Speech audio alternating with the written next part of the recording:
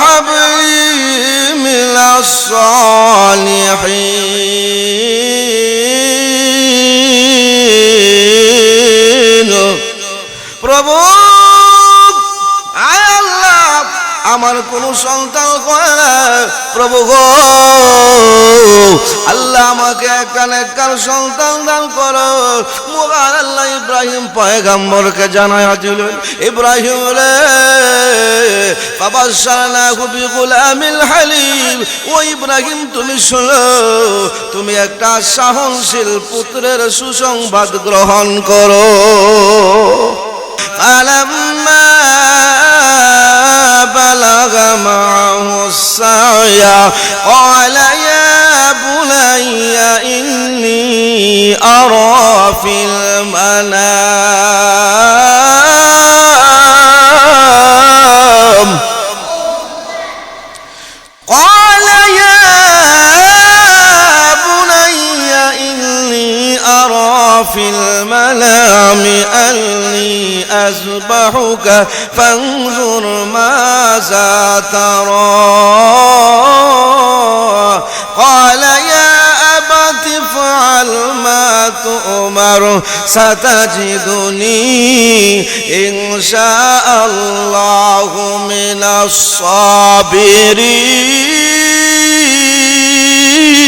الصابرين আরো জোরে বলেন আল্লাহু আকবার আমার প্রাণের ভাইয়েরা আল্লাহর পয়গম্বর ইব্রাহিম আলাইহিস সালামের সন্তান ইসমাইলের বয়স যখন তাফসীরে মাযহারিতে উল্লেখ করা হয়েছে ওনার বয়স 13 বছর আবার কোন কোন রিওয়ায়াতে আছে ওনার বয়স 7 বছর অথবা 8 বছর ভাইরা আমার সারমর্ম কথা হলো ইসমাইল আলাইহিস সালাম যখন বাবার সঙ্গে চলাফেরা করার মতো উপযুক্ত বয়স হলো এমনিতে মহান আল্লাহ ইব্রাহিম পয়গম্বরকে আদেশ করলেন ওই ইব্রাহিম তোমার সন্তান আমি আল্লাহর রাস্তায় কুরবানি করো ভাইরা আমার ইব্রাহিম আলাইহিস সালাতু ওয়াস সালাম ছেলেকে বলেছেন ছেলে রে আমি স্বপ্নে দেখেছি আন্নি আসবাহুকা তোমাকে জবে করতে রে ছেলে ফানজুর মাজা তারা এতে তোমার অভিমত কি ভাইরা আমার কেমন যেমন বাবা তেমন সন্তান ভাইরা আমার একটা কথা আছে বাপ কা বেটা সিপাহী কা গুরা কুছ নেহি তোরা তোরা যেমন বাবা তেমন সন্তান ছেলে বলেন আলাইয়া আবাতে ফাল মা তুমার সাতাজিদুনি ইনশাআল্লাহু মিনাস সাবিরিন আমার যেমন বাবা তেমন সন্তান বাবা বলল ছেলে রে আমি স্বপ্নে দেখছি তোমাকে জবে করতে ফানজুর মাজা তারা এতে তোমার ওই মতকে ছেলে বলেন ক্বালা ইয়া আবাতি ফাল মা তুমার আব্বা গো আপনাকে যে আদেশ করা হয়েছে তা আপনি পালন করেন ও আব্বা আমি ইসমাইল কুরবানি হতে জবে হতে রাজি আছি রব্বি হাবলি মিনাস সালিহিন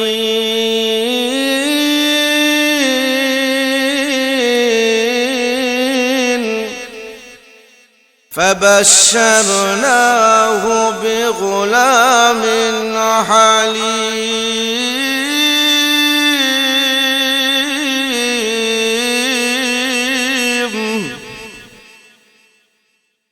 আল্লাহর পয়গম্বর ইব্রাহিম আলাইহিস সালাতু ওয়াস সালাম ওনারা যখন কোনো সন্তান হয় না মহান আল্লাহর কাছে দোয়া করলেন প্রভু গো রব্বি হাবলি মিনাস সালিহিন ও প্রভু আমাকে একটা নেককার সন্তান দান করো আমার মহান আল্লাহ বলেন ইব্রাহিম রে আমি মহান আল্লাহ তোমাকে একটা সহনশীল পুত্রের সংবাদ দিলাম সুবহানাল্লাহ আল্লাহর পয়গম্বর ইব্রাহিম আলাইহিস সালাতু ওয়াস ওয়াসাল্লাম ওনার বয়স অনেক হয়েছিল, বৃদ্ধ বয়সে মহান আল্লাহর কাছে দোয়া করলেন, প্রভু গো আল্লাহ আমাকে কার সন্তান দান করো। ভাইরা আমার, ইব্রাহিম পয়গম্বরের বয়স অনেক, ভাইরা আমার এই বৃদ্ধ বয়সে মহান আল্লাহ ইব্রাহিম পয়গম্বরকে যে আল্লাহ সন্তান দিয়েছিল, সেই আল্লাহ আজও কি আপনি আমাকে দিতে পারে কি পারে না? আল্লাহর খলিল ইব্রাহিম পয়গম্বর পৃথিবীর মানুষদেরকে শিক্ষা দেয়া গেছে, পৃথিবীর মানুষেরা রে, যখন তোমাদের কারো সন্তান হয় না, তোমরা মহান আল্লাহর কাছে সন্তান চাইবা। ভাইরা আমার, আমাদের সমাজের মানুষ হলো ভিন্ন রকম। তাকায় দেখবেন মহান আল্লাহর কাছে সন্তান আছে, সন্তান গিয়া চায় বাবার কাছে। জোরে কোন ঠিক কিনা? ভাইরা আমার, কিন্তু সন্তান চাইতে হবে কার কাছে? মহান আল্লাহর কাছে সন্তান চাইতে হবে। ভাইরা আমার, তাকায় দেখবেন আজকে আমাদের সমাজে দেখবেন অনেক মানুষ শুধু তার ছেলে সন্তান হয়, অনেক মহিলার গর্তে শুধু ছেলে সন্তান হয়, আবার কোন মহিলার গর্তে তো মেয়ে সন্তান হয়, আবার কোন মহিলার গর্তে ছেলে হয় না, মেয়েও হয় না, বদ্ধ অবস্থায় থাকে। এটা কে করেন? কে করেন? আরো জোরে বলেন, কে করেন? মহান আল্লাহ কাউকে ছেলে সন্তান দেন, আবার কাউকে মেয়ে সন্তান দেন, আবার কাউকে ছেলে দেন, আবার কাউকে মেয়ে দেন, উভয়টাই দেন, আবার কাউকে কোনো সন্তান দেন না। এটা কে করেন? আরো জোরে বলেন, কে করেন? কোরআনে কথা আসেনি, ইয়াখলুকু মা ইয়াশা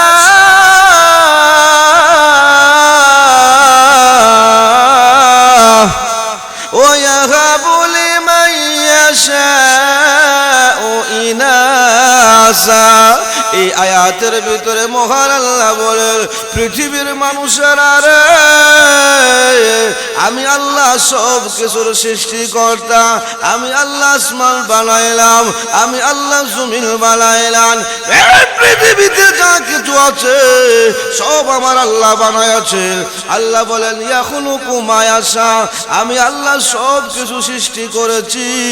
আমি আল্লাহ কাউকে ছেলে সন্তান দেয়, আবার কাউকে মেয়ে সন্তান দেয়, আবার কাউকে শুধু ছেলে দেয়, কাউকে শুধু মেয়ে দেয়, আবার কাউকে উভয়টাই দেয়, আবার কাউকে কোনো সন্তান দেয় না। এটা কে করেন?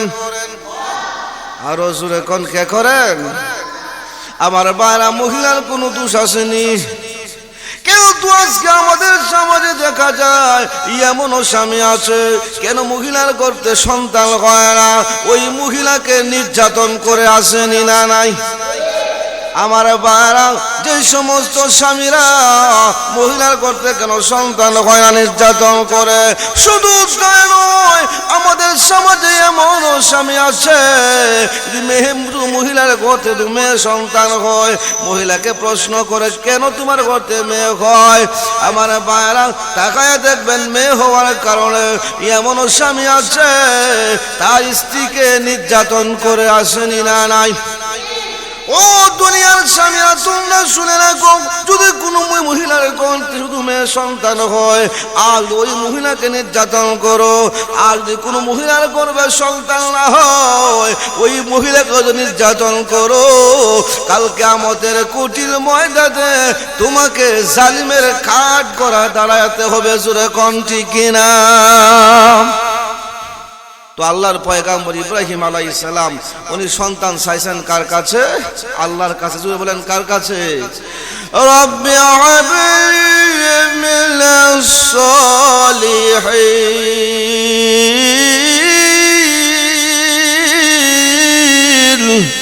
আল্লাহকে বলেন। আল্লাহর পয়গম্বর ইব্রাহিম আলাইহিস সালাম মহান আল্লাহর কাছে সন্তান চেয়েছেন, প্রভু আয় আল্লাহ আমার সন্তান হয় না, প্রভু গো তোমার কাছে ফরিয়াদ আমাকে একটা নেককার সন্তান দান করো। বাইরা আমার মহান আল্লাহর কাছে সন্তান চাইতে হবে, দুনিয়া মাঝে গিয়া সন্তান চাইলে হবে না, বাবার কাছে গিয়া সন্তান চাইলে হবে না। আমাদের সমাজে এমন মানুষ আছে যদি কাহার করতে শুধু সে মেয়ে সন্তান হয়, বাইরা আমার এমন পুরুষ আছে কো স্ত্রী শুনো তোমার করতে কালে যদি মেয়ে হয় তোমাকে রাখবো না, এমন স্বামী আসেনি না নাই?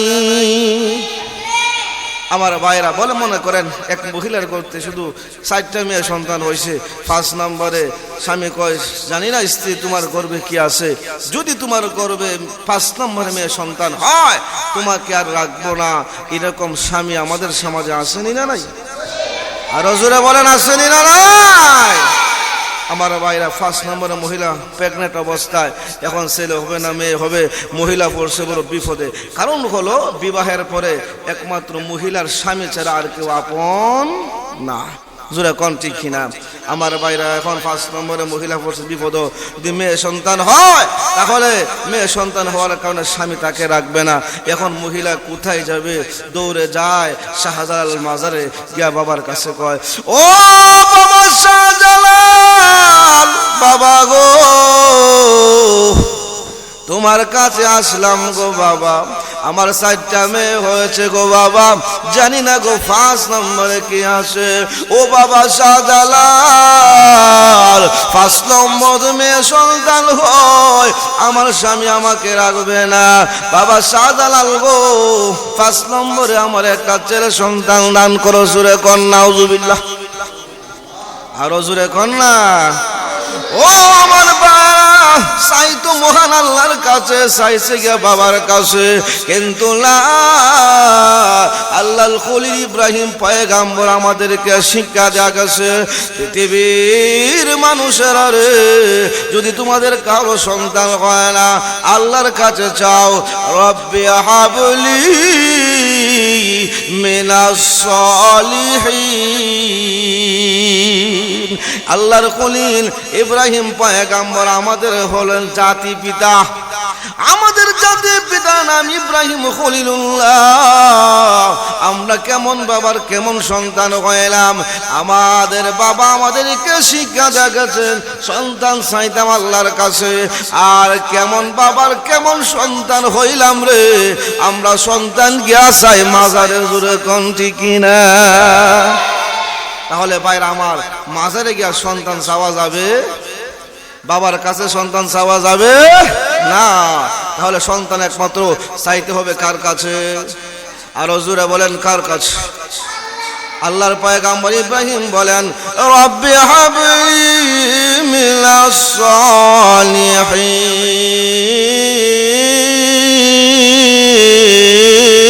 সালিহিন। প্রভু আয় আল্লাহ আমার কোন সন্তান হয় না, প্রভু গো আল্লাহ আমাকে একটা নেককার সন্তান দান করো।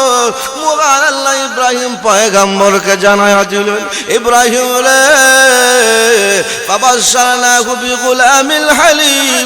ও ইব্রাহিম তুমি শোনো, তুমি একটা সহনশীল পুত্রের সুসংবাদ গ্রহণ করো। আমার ভাই ইব্রাহিম খলিলুল্লাহ বলছে, আল্লাহ আমাকে একটা নেককার সন্তান দান করো। আজকে আমরা বিবাহ করে কয়জনের নেক সন্তান চাই? জোরে কোন এরকম আসেনি না? আজকে আমরা বিবাহ করে নেক সন্তান চাইতে রাজি নয়, নেক সন্তান চাই না। কিন্তু আল্লাহর পয়গাম্বর ইব্রাহিম বলেছেন, প্রভু গো আমাকে একটা নেককার সন্তান দান করো। এই জন্য ভাইরা আমার বিবাহ করার পরে আল্লাহর কাছে চাইবেন, প্রভু গো আমাকে একটা নেককার সন্তান দান করো। আল্লাহর পয়গাম্বর ইব্রাহিম যখন সন্তান চেয়েছেন, মহান আল্লাহ সহনশীল পুত্রের সংবাদ দিয়া দিলেন। ভাইরা আমার কেমন সহনশীল সন্তান দিলেন। ভাইরা আমার ইব্রাহিম পয়গাম্বর এই সন্তান যখন পেয়েছেন, ওনার গোটা জীবনটা ছিল পরীক্ষার পরীক্ষা। ইব্রাহিম পয়গাম্বর সন্তান আল্লাহ দিলেন, যেই সন্তানের নাম রাখলেন ইসমাইল। জোরে কোন কি? ওই সন্তানের নাম রাখলেন ইসমাইল। ভাইরা আমার, আল্লাহ রাব্বুল আমিন পরীক্ষার মধ্যে ফেলে দিলেন। আবার এই সন্তান আর স্ত্রী সহ নির্বাসন দেওয়ার জন্য আল্লাহ আদেশ করলেন। ইব্রাহিম পয়গাম্বর সন্তান স্ত্রী সহ নির্বাসন দিয়া দিলেন। ভাইরা আমার, অনেক লম্বা ইতিহাস, এক শুক্রবারে বলা সম্ভব নয়। তাকায়া দেখেন ইব্রাহিম পয়গাম্বরের সন্তান যখন বড় হতে লাগলো, বাবার সাথে চলাফেরা করার মতো বয়স হতে লাগলো, এমনি মহান আল্লাহ হুকুম করলেন, ওনাকে স্বপ্নের মাধ্যমে জানায়া দিলেন, ইব্রাহিম রে, তুমি আল্লাহর রাস্তায় কোরবানি করো। ইব্রাহিম পয়গাম্বর যখন স্বপ্নে দেখেছেন, এমনিতে প্রথম রজনী স্বপ্নে দেখার পরে সকালে 100 উট আল্লাহর রাস্তায় কোরবানি করলেন। দ্বিতীয় রজনীতে আবার স্বপ্ন দেখাইলেন, ইব্রাহিম পয়গাম্বর আমি আল্লাহর রাস্তায় কোরবানি করো। দ্বিতীয় রজনীতে স্বপ্ন দেখার পরে আবার সকালে গিয়ে আবার দ্বিতীয় সকালে 100 উট কোরবানি করলেন। তৃতীয় রজনীতে মহান আল্লাহ আবার স্বপ্ন দেখায়া দিলেন, ও ইব্রাহিম পয়গাম্বর শুনো, তোমার আউসের জিনিস, শোকের জিনিস আমি আল্লাহর রাস্তায় কোরবানি করো। আমার প্রাণের ভাইরা, ইব্রাহিম পয়গাম্বর কারণ হলো নবীগণের স্বপ্ন ছিল ওহি। তো তাম দুনিয়া মিথ্যা হতে পারে, আপনি আমার স্বপ্ন মিথ্যা হতে পারে, কিন্তু নবীগণের স্বপ্ন কখনো মিথ্যা হতে পারে না। ভাইরা আমার, ইব্রাহিম খলিলুল্লাহ তিনি মনে মনে ভাবলেন, একমাত্র আমার সন্তান ইসমাইল ছাড়া আমার মহব্বতের জিনিস আর কেউ কোনো কেছে না। ভাইরা আমার, এই কথাটাই আল্লাহ রাব্বুল আলামিন আমার তেলাওয়াতকৃত আয়াতে মহান আল্লাহ বললেন, ফালাম্মা বালাগা মাহু সায়া ক্বালা ইয়া বুনাইয়া ইন্নী আরা ফিল মানাম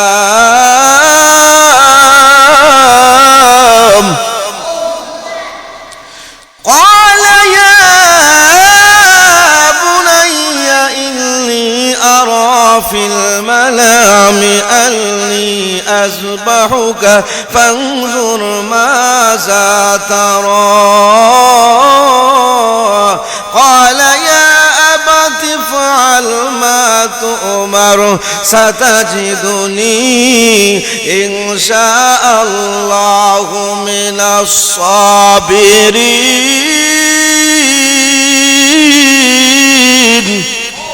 আরো জোরে বলেন আল্লাহু আকবার।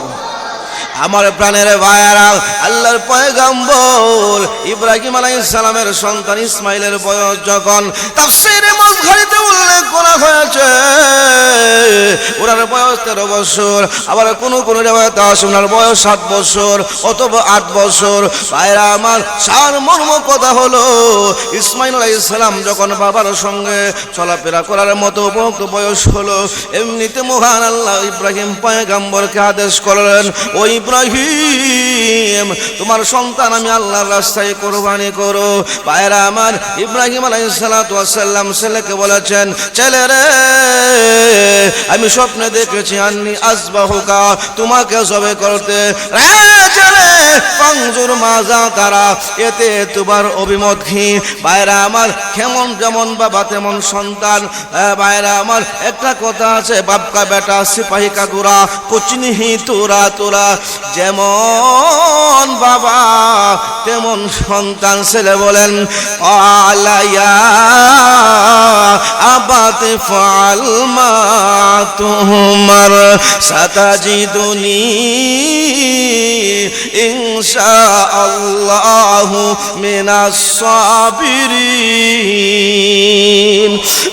আমার যেমন বাবা তেমন সন্তান। বাবা বলল, ছেলে রে, আমি স্বপ্নে দেখছি তোমাকে জবে করতে, ফানজুর মাজা তারা, এতে তোমার ওই মতকে। ছেলে বলেন, ক্বালা ইয়া আবাতি ফাল মা তুমার, আব্বা গো, আপনাকে যে আদেশ করা হয়েছে তা আপনি পালন করেন। ও আব্বা,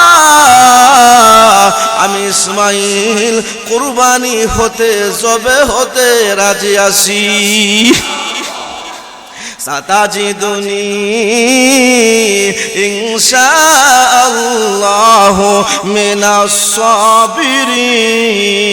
আব্বা গো, আপনাকে যে আদেশ করা হয়েছে তা আপনি পালন করেন, আমাকে সহনশীল ধৈর্যশীল সবুরকারীদের মধ্যে পাবেন ইনশাআল্লাহ, আমাকে সবুরকারীদের মধ্যে পাবেন। উনি এই কথা বলেন না যে আমাকে সবুরকারী পাবেন, উনি বলেছেন আমাকে সবুরকারীদের মধ্যে পাবেন। এই কথা বলে ইসমাইল তার বিনয়তা প্রকাশ করেছেন যে আব্বা, সবুরতা এটা আমার একা গুণ নয়, দুনিয়া আরো অনেক সবুরকারী আছে, তাদের মধ্যে আমাকে পাবেন। জোরে কোন সুবহানাল্লাহ। ভাইরা আমার, ইসমাইল আলাইহিস সালাতু ওয়াস সালাম উনি নত হয়ে গেলেন কুরবানি খাওয়ার জন্য। ভাইরা আমার, এমনি ইব্রাহিম পয়গম্বর উনার স্ত্রী হাজরাকে বলেন, ও স্ত্রী, সন্তানকে সুন্দর করে সাজায়া দাও, সন্তানকে সুন্দর করে সাজায়া দাও। স্ত্রী গো, এই সন্তানকে আমি আল্লাহর রাস্তায় উৎসর্গ করে দেব। ভাইরা আমার, হাজরা আলাইহিস সালাম ইসমাইলকে সুন্দর করে সাজায়া দিলেন। অনেক লম্বা ইতিহাস। ভাইরা আমার, এমনিতে ইব্রাহিম বললেন, সন্তানকে বললেন, বাবারে চলো আমরা কাটতে যাই, আমরা চলো জঙ্গলের মধ্যে যাই, একটা ছুরি নাও, দাঁড় ছুরি, একটা রশি নাও। ভাইরা আমার, ইব্রাহিম পয়গম্বরের সন্তান ইসমাইল আলাইহিস সালাতু ওয়াস সালাম একটা দাঁড় চাকু নিলেন। একটা দারু চাকু, একটি খুব ধারালো চাকু, এবং রশি নিয়ে জঙ্গলের দিকে রওনা করেছে। শুধু মিনার প্রান্তে রওনা করেছে। ভাইরা আমার, রওনা করার পরে এমনিতে শয়তান ইব্রাহিম খলিলুল্লাহরে ওয়াসওয়াসা দিয়েছিল। একবার নয়, দুইবার নয়, তিনবার। ইব্রাহিম পয়গম্বর তিনবার শয়তানকে কঙ্কর মেরেছিলেন। আজও হাজিরা যখন মিনার প্রান্তে যায়, শয়তানকে তিনবার কঙ্কর মারে। জোরে কোন ঠিক কিনা? আমার মায়েরা শুধু তাই নয়, ইব্রাহিম খলিলুল্লাহকে শয়তান ধোঁকা দিয়েছিল, ওনার সাথে পারে নাই। ইসমাইলের কাছে গিয়া বলে, শয়তান গিয়া বলে, ইসমাইল রে, তোমার আব্বা তোমাকে কুরবানি করার জন্য নিতেছেন। এমনি ইসমাইল আলাইহিস সালাম বলেন, ও শয়তান, তোমরা শোনো, বাবা কখনো ছেলেকে কুরবানি করতে পারে না, হত্যা করতে পারে না, জবে করতে পারে না। এমনি শয়তান বলেন, ও ইসমাইল, তুমি শুনো রে, মহান আল্লাহর পক্ষ থেকে আদেশ হয়েছে তোমাকে জবে করার জন্য। ইসমাইল আলাইহিস সালাম কয়, শয়তান রে, এতে কোনো সমস্যা নাই, যদি মহান আল্লাহর পক্ষ থেকে আদেশ করা হয়ে থাকে আমাকে জবে করার জন্য, এর চাইতে আর উত্তম জীবন কি আছে রে? আমি একবার নয়, দুইবার নয়, আমি ইসমাইল 1000 বার জবে হতে রাজি আছি। সুবহানাল্লাহ কন্যা। তাহলে আল্লাহর রাস্তায় উৎসর্গ হতে আমি ইসমাইল 1000 বার রাজি আছি। শয়তান ফাললো না। আমার ভাইরা, এইভাবে শয়তান ধোঁকা দিয়েছিল। ভাইরা আমার, সংক্ষেপ ইতিহাস, সময় কম, শুক্রবার দিন তো যে কথা বলতেছিলাম, আমার ভাইরা, ইসমাইল আলাইহিস সালামকে নিয়ে যখন মিনার প্রান্তে গেলেন, আল্লাহু আকবার, আল্লাহু আকবার, সমস্ত ফেরেশতারা হাজির করতেছে, আল্লাহ তুমি এই কি হুকুম দিলা ইসমাইলকে, আল্লাহ ইব্রাহিম আলাইহিস সালামকে তুমি এই কি হুকুম দিলাই। এমন মুজির ঘটনা আমরা ইতিহাসে কখনো দেখিনি। বাবা তার সন্তানকে জবে করবে, আল্লাহ তুমি কেন এই আদেশ ইব্রাহিমকে দিয়েছো? আমার ভাইরা, মহান আল্লাহ বলেন, ও ফেরেশতারা শোনো, কতিপয় ফেরেশতারা আমাকে বলেছিল আমি কেন ইব্রাহিমকে খলিলুল্লাহ উপাধি দিলাম, আজকে তাদেরকে দেখানোর জন্য যে দেখো আমি কেন তাদেরকে আমার পয়গম্বর ইব্রাহিমকে খলিলুল্লাহ উপাধি দিয়েছি।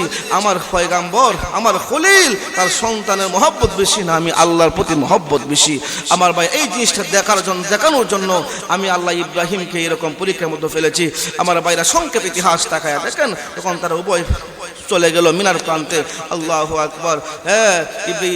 ইব্রাহিম আলাইহিস সালাম সন্তানকে জবে করবেন, আর ইসমাইল আলাইহিস সালাম জবে হবেন। এই কথাটা আল্লাহ কোরআন বলেছেন, ফালাম্মা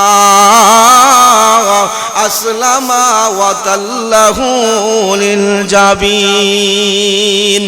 ফালাম্মা আসলামা, যখন তারা উভয় নত হয়ে গেল, অর্থাৎ বাবা ছেলেকে কুরবানি করতে, জবে করতে, আর ছেলে জবে হতে, যখন উভয় যখন আল্লাহর সামনে নত হয়ে গেল, ওয়াতাল্লাহু লিল জাবিন, এবং ইসমাইল আলাইহিস সালামকে উনি ইব্রাহিম আলাইহিস সালাম শোয়া দিলেন, কাত করে শোয়া দিলেন, আমার ভাই বালুর উপর শোয়া দিলেন। এমনি ছেলে বাবাকে বলেন, আব্বা আপনি যে আমাকে কুরবানি করবেন জবে করবেন, আব্বা গো আপনার চোখটা বেঁধে লন, কারণ আপনি যখন আমার গলার মধ্যে ছুরি চালাইবেন ও আব্বা আমার চেহারা দেখে আপনার মায়া হতে পারে, যার কারণে আপনি ছুরি চালাইতে পারবেন না। আব্বা গো আপনি আপনার চোখটা বেঁধে লইবেন ও আব্বা, শুধু তাই না আমার হাত পাওটা বেঁধে লইবেন যাতে আমি নড়াচড়া করতে না পারি। যদি নড়াচড়া করি গো তাহলে আপনার কষ্ট হয়ে যাবে জবে করতে, যে আপনার শরীরে লাথি পড়ে যায়। বাইরা আমার শুধু তাই নয়, ইসমাইল আলাইহিস সালাম বাবাকে বলে আব্বা আপনি আমাকে জবে করবেন, আপনার কাপড়গুলো গুছায় লন যাতে আমার রক্ত আপনার জামার মধ্যে না পড়ে। আল্লাহু আকবার, কেমন সন্তান তাকায়া দেখেন, কেমন সন্তান। আল্লাহু আকবার। পায়রা আমার ইব্রাহিম আলাইহিস সালাম কই সন্তান রে তুমি আমাকে অনেক সহায়তা করেছো, অনেক লম্বা ইতিহাস। পায়রা আমার যখন ইব্রাহিম আলাইহিস সালাতু ওয়াস সালাম ওনার ছেলের গলার মধ্যে ছুরি চালাবেন, এমনিতে মহান আল্লাহ বলেন ও জিবরাইল দৌড়ে যাও, আমার পয়গম্বর ইব্রাহিম ওনার সন্তানের গলার মধ্যে ছুরি দেওয়ার আগে আগে জান্নাত থেকে একটা দুম্বা নিয়ে যাও। পায়রা আমার এর আগে ইতিহাস আছে যে আল্লাহ রাব্বুল আমিন ইব্রাহিম আলাইহিস সালামের ছুরির নিচে একটা পিতলের টুকরা দিয়া দিলেন। আর এক রাতে আসছে আল্লাহ বলছে হে ছুরি তুমি আমার ইসমাইলের গলা কাটো, তুমি আমার ইসমাইলের গলা কাটো না। আমার বাইরা ছুরি ইসমাইলের গলা কাটলো না। আল্লাহু আকবার। এমনিতেই ইব্রাহিম আলাইহিস সালাম জোরে ওনার সন্তানের গলার মধ্যে ছুরি চালাইতেছিলেন, অনেক রাগ করে ছুরিটাকে জোরে ফেলে দিলেন, এ ছুরি কেন ধরতেছে না। আল্লাহু আকবার। ইতিহাসের মধ্যে লেখে এই ছুরিটাকে একটা পাথরের মধ্যে পড়েছিল, এই পাথরটা দুই খণ্ডিত হয়ে গেছে। সুবহানাল্লাহ বলেন। ভাইরা আমার ছুরির শক্তি আসেনি, জোরে বলেন ছুরির শক্তি আসেনি। দাঁড় না বোতা ছিল, দাঁড় ছিল, কিন্তু ছুরি কেন কাটে নাই? মহান আল্লাহ ছুরিকে নিষেধ করে দিলেন। আজকে ছুরি হইয়া আল্লাহর কথা মানে, আজকে মানুষ হইয়া আমরা আল্লাহর কথা মানি না। জোরে কোন কথা ঠিক কিনা? আমার ভাইরা ইব্রাহিম আলাইহিস সালাম আবার সন্তানের গলার মধ্যে ছুরি চালাইতেছেন, এমনি মহান আল্লাহ বলেন এ জিবরাইল যাও, জান্নাতের ভিতর থেকে দুম্বা নিয়ে যাও আর আমার ইসমাইলকে সরায়া দাও। আল্লাহু আকবার। জিবরাইল আলাইহিস সালাতু ওয়াস সালাম ইসমাইলকে সরায়া দিলেন আর ইব্রাহিমের গলা ছুরির নিচে দুম্বা ধরে দিলেন। পায়রা আমার দুম্বা জবাই হয়ে গেল। পায়রা আমার এখান থেকে আমাদের মিল্লতে ইব্রাহিম আলাইহিস সালামের কুরবানি হিসেবে আজও মুসলিম জাতি আপনি আমি কুরবানি করে জোরে কোন ঠিক ঘিনা।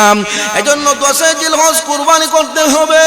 এই কুরবানি যে করবেন, এই কুরবানি পশু কুরবানি করার সাথে সাথে মনের পশুকে কুরবানি করতে হবে। জোরে কোন ঠিক কিনা আমার? এই জন্য কুরবানি হলো জানের কুরবানি, মালের কুরবানি। তো মালের কুরবানি করা সহজ, জানের কুরবানি করা সহজ, কিন্তু অন্তরের কুরবানি করা কঠিন। জোরে কোন ঠিক কিনা?